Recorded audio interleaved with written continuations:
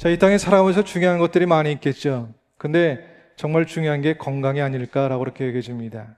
근데 우리가 건강하기 위해서 병에 걸리지 않게 조심해야 되고 예방하는 것도 중요하고 또 이 병에 걸렸을 때 빨리 치료받는 것도 중요하다라고 그렇게 생각이 됩니다.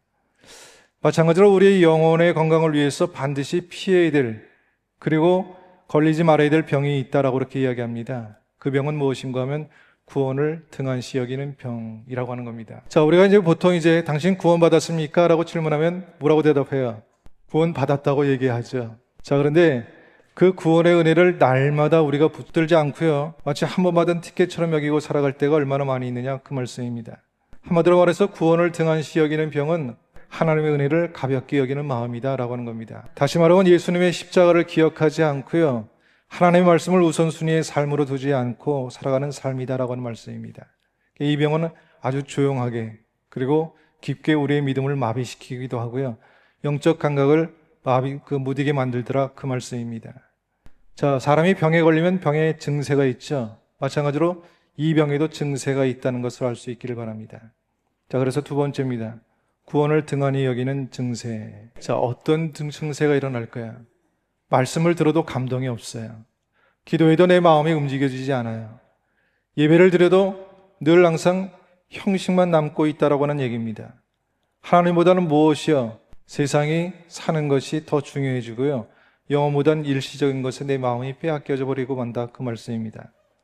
더 나아가서 우리가 구원을 등한시 여기면 오늘 성경은 뭐라고 말씀하고 있냐면 떠내려간다고 하는 표현을 하고 있어요. 자, 1절의 말씀입니다. 그러므로 모든 들은 것에 더욱 유념함으로 우리가 떠내려가지 않도록 함이 마땅하니라 라고 이렇게 말씀하고 있어요. 자, 떠내려간다는 이 말이 성경에 쓰여질 때 당시의 의미로는 세 가지 의미를 지니고 있습니다. 하나는 뭐냐면 배가 정처 없이 물결을 따라 떠내려간다 할 때, 또 중요한 반지 같은 것이 손가락에서 빠져나갈 때, 항아리가 깨져서 물이 다 새어나갈 때 쓰는 용어이기도 합니다.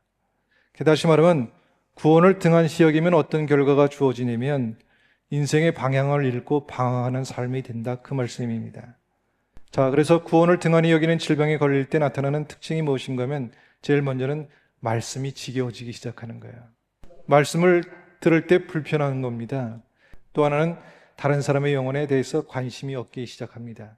또 하나는 현실에만 집착하게 되는 겁니다. 관심이 늘 땅의 것에만 있습니다. 어떻게 하면 건강할 수 있을까? 늘 만나면 돈 얘기, 연예인 얘기, 드라마 얘기, 사는 얘기만 하고 있다는 그 얘기입니다. 자, 세 번째입니다. 구원을 등한시 여기는 병을 그러면 어떻게 치유할 수 있겠느냐라고 하는 겁니다. 구원을 등한시 여기는 병을 어떻게 고칠 수 있을까요? 그 답을 성경은 우리에게 말씀하고 있습니다. 제일 먼저는 구원을 받아들여야 된다라고 그렇게 말씀하고 있어요. 자, 오늘 여러분들에게 이 아침에 심각한 질문 하나 던져볼까요? 자, 여러분들은 구원받으신 것이 분명해집니까? 확신이 있습니까? 정말 그래요? 이걸 스스로에게 물어볼 수 있어야 됩니다. 나는 정말 구원받은 자인가? 만약 하나님께서 오늘 이 시간에 나를 부르신다면 내가 정말 하나님의 나라에 들어갈 확신이 있는가를 여러분들 스스로에게 질문해 볼 수 있기를 주님의 이름으로 축복합니다. 자, 그리고 나서 이제 두 번째로 우리가 알아야 될 것은 뭐냐면 구원에서 자라가야 한다라고 하는 겁니다. 자, 그러면 여러분들에게 다시 한번 질문해 볼까요? 구원은 즉시 이루어질까요? 아니면 몇 년 후에 이루어질까요? 정말 잘 알고 계시는군요. 그런데 말이죠. 빌립보서 2장 12절 말씀의 후반절 말씀 보면 두렵고 떨림으로 너희 구원을 이루라. 이 이루라고 하는 단어는 현재 진행형입니다. 다시 말하면 계속해서 이루어가야 된다라고 하는 말씀이거든요. 구원은 예수 그리스도를 믿음으로 말미암아 바로 즉시 이루어지는 것은 우리가 분명히 알겠는데 근데 성경은 왜 저렇게 말씀하고 계실까? 이루라고 말씀하고 계세요.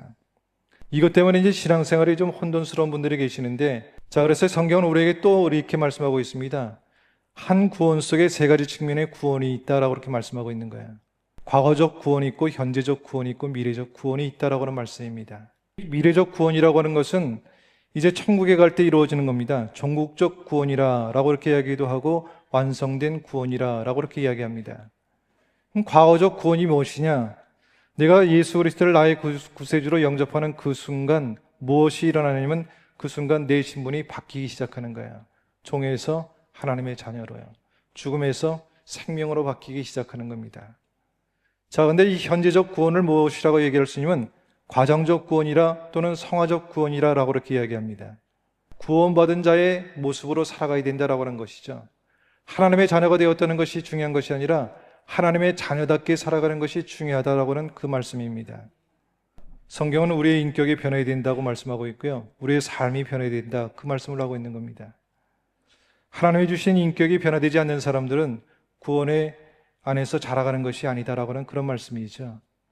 내가 예수 그리스도를 믿음으로 말미암아 구원받은 것에 대해서 감사할 때 우리의 삶은 내가 생각하는 것보다 더 괜찮은 삶, 복 있는 삶이 될 수 있다는 것을 알 수 있기를 주님의 이름으로 축복합니다.